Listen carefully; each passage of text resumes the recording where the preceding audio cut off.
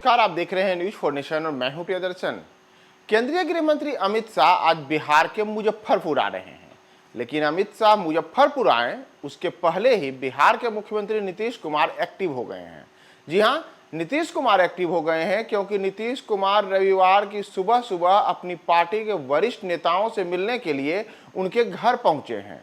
और पार्टी के वरिष्ठ नेताओं में शामिल हैं जदयू के राष्ट्रीय अध्यक्ष ललन सिंह और जदयू के पूर्व बिहार प्रदेश अध्यक्ष वशिष्ठ नारायण सिंह जैसे नाम। आज ललन सिंह के घर पहुंचे नीतीश कुमार ने उनके घर पर अचानक से सुबह सुबह पहुंच करके सबको चौंका दिया है। और वह उस दिन पहुंचे हैं जिस दिन बिहार में अमित शाह आ रहे हैं और मुजफ्फरपुर में आज शाम को पताही एयरपोर्ट पर उनकी एक बड़ी रैली होने वाली है। और उस रैली के ठीक पहले, कुछ घंटे पहले ही नीतीश कुमार का अचानक से अपनी पार्टी के राष्ट्रीय अध्यक्ष से मिलना और इतना ही नहीं, अपनी पार्टी के वरिष्ठ नेता वशिष्ठ नारायण सिंह से मुलाकातों के बाद अब अलग किस्म की सियासी कयासबाजी का दौर भी शुरू हो गया है कि आखिर ऐसी क्या वजह है कि नीतीश कुमार अचानक से अपनी पार्टी के नेताओं के घर पर पहुंच करके और उनसे मुलाकात कर रहे हैं। लेकिन अगर देखिएगा तो नीतीश कुमार का अपने दल के नेताओं से मिलने का सिलसिला यह कोई नया नहीं है। और अगर हम पिछले 2 दिनों के ही देखें तो पिछले 2 दिनों के दौरान ही नीतीश कुमार अलग अलग नेताओं से मिले हैं, अलग अलग नेताओं से उनकी बात हुई है। और इन सब के पीछे की वजह क्या है, यही अभी मौजूदा समय में बिहार की सियासत में सबसे बड़ा सवाल बना हुआ है। दरअसल आप याद करें, आज तो जैसा मैंने आपको बताया कि आज ललन सिंह और वशिष्ठ नारायण सिंह से मिलने के लिए नीतीश कुमार उनके घर पहुंचे थे। लेकिन ठीक एक दिन पहले यानी कि शनिवार सुबह भी नीतीश कुमार की सुबह कुछ अलग किस्म से हुई थी। और नीतीश कुमार शनिवार की सुबह भी अचानक अपनी पार्टी के वरिष्ठ नेता और मंत्रिमंडल सहयोगी विजय कुमार चौधरी के घर पहुंच गए थे। दोनों ने वहां की मुलाकात हुई और विजय चौधरी से मुलाकात के बाद नीतीश कुमार फिर जदयू दफ्तर भी पहुंचे थे और इसके अतिरिक्त वो अलग अलग कार्यक्रमों में शामिल हुए थे। इतना ही नहीं, अगर आप एक दिन और पीछे जाएं यानी कि शुक्रवार की हम बात करें तो शुक्रवार को नीतीश कुमार से मिलने के लिए राजद सुप्रीमो लालू यादव और उनके बेटे तथा बिहार के उप मुख्यमंत्री तेजस्वी यादव नीतीश कुमार के घर पहुंचे थे, यानी कि मुख्यमंत्री आवास पहुंचे थे।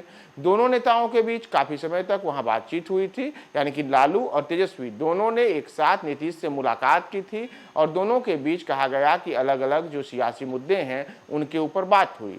इतना ही नहीं, नीतीश कुमार की अगर हम राजनीतिक सक्रियता की बात करें तो नीतीश ने जब कांग्रेस को लेकर के यह कहा कि कांग्रेस का विपक्षी दलों के गठबंधन इंडिया में अब इंटरेस्ट कम हो गया है, तो इसके बाद कांग्रेस के कान खड़े हो गए। और कांग्रेस के राष्ट्रीय अध्यक्ष मल्लिकार्जुन खड़गे ने भी एक दिन पहले ही नीतीश कुमार को फोन किया था और दोनों नेताओं के बीच फोन पे बात हुई। और सूत्रों का कहना है कि ये बातचीत में इंडिया गठबंधन के आगे की रणनीतियों को लेकर के नीतीश और मल्लिकार्जुन खड़गे के बीच में अहम चर्चा हुई है।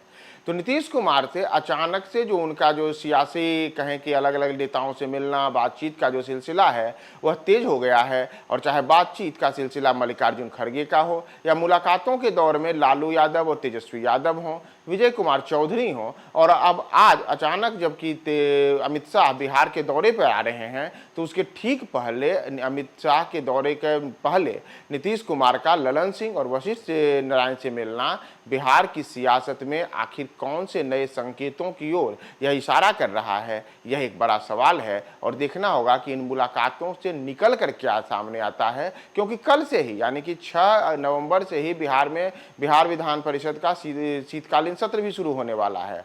तो बिहार विधानमंडल के शीतकालीन सत्र के पहले अपने अलग अलग नेताओं से मिलना, पार्टी के सहयोगियों से मिलना और बातचीत के बाद अब आगे बिहार की सियासत में क्या होगा, हम आपको तमाम अपडेट्स बताएंगे। आप हमारे साथ बने रहें न्यूज फॉर नेशन पे।